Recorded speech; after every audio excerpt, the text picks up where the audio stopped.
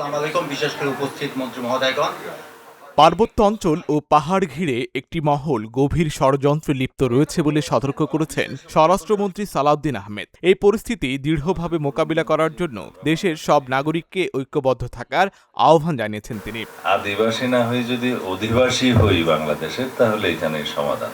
মঙ্গলবার 11 আগস্ট সন্ধ্যায় রাজধানী গুলশানের একটি হোটেলে বাংলাদেশের প্রেক্ষাপটে আদিবাসী শব্দটির অযৌক্তিকতা শীর্ষক এক গোলটেবিল আলোচনা সভায় প্রধান অতিথির বক্তব্যে তিনি এই কথা বলেন। এখন কথা হচ্ছে আমাদের এই পার্বত্য অঞ্চলে এই দাবি এবং তাদের সাথে দেশের অন্যান্য অঞ্চলে অন্যান্য উপজাতি বা ক্ষুদ্র গোষ্ঠীর সাথে নিয়ে এই দাবিটা উচ্চারণ করার মধ্যে এবং তাদের পিছনে কি কারণ থাকতে পারে। মন্ত্রী বলেন, পাহাড়ি অঞ্চলের শান্তি ও স্থিতিশীলতা নষ্ট করতে একটি মহল ধারাবাহিকভাবে তৎপর রয়েছে। দেশের স্বার্থে এবং পার্বত্য এলাকার নিরাপত্তা বজায় রাখতে সবাইকে এই ষড়যন্ত্রের বিরুদ্ধে সজাগ ও ঐক্যবদ্ধ থাকতে হবে। এটা কোনো প্রশ্নই নয়। আমরা সবাই বাংলাদেশের অধিবাসী হব, আদিবাসী কেউ হব না। আসলে যে বিভেদগুলো সৃষ্টি হয়েছে, সেই বিভেদগুলোর সৃষ্টির পিছনে কিছু ভিনদেশী উস্কানি এক সময় ছিল। এই সমস্যা শুধু একজনের ভাষণের প্রেক্ষিতে হয় নাই, এবং এখনো সেই অঞ্চলে যে বিভিন্ন ষড়যন্ত্র চালু নেই সেটা কেউ হলফ করে বলতে পারবে না। এবং সেই সীমানা আমাদের পূর্ব দিকে, বাংলাদেশের ভূখণ্ডের পূর্ব দিকেও আরও সম্প্রসারিত হয়েছে।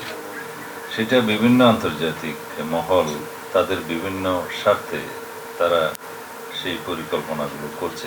একই অনুষ্ঠানে তথ্য ও সম্প্রচার মন্ত্রী জহিরুদ্দিন স্বপন বলেন, আদিবাসী শব্দের বিতর্ক নিয়ে কোনো ধরনের পাতানো ফাঁদে পা দেয়া যাবে না। পাহাড়ি জনগোষ্ঠীর স্বাধিকার ও অধিকার রক্ষা করার পাশাপাশি দেশের সামগ্রিক জাতীয় উন্নয়নে তাদের সমানভাবে সম্পৃক্ত করার উপরও বিশেষ গুরুত্ব আরোপ করেন তিনি। এই পুরো বিষয়টি উপস্থাপন করার ক্ষেত্রেই কিন্তু সতর্ক থাকতে হবে যে কারো কোনো পাতানো ফাঁদানো কোনো বয়ানে পা দিতে আমরা চাই না।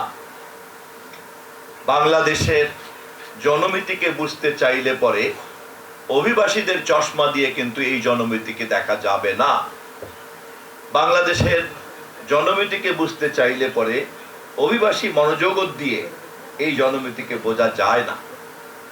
এই জনমিতিকে বুঝতে চাইলে ন্যাচারালাইজেশনের যে ইভলিউশনের ধারা, সেই ধারা সম্পর্কে সমাজ বিজ্ঞানের যে মৌলিক জ্ঞান তা আমাদেরকে অবশ্যই রাখতে হবে। আয়োজিত এই গোলটেবিল বৈঠকে বিভিন্ন সম্প্রদায়ের প্রতিনিধি এবং বিশিষ্ট সুশীল সমাজের প্রতিনিধিরা অংশগ্রহণ করেন।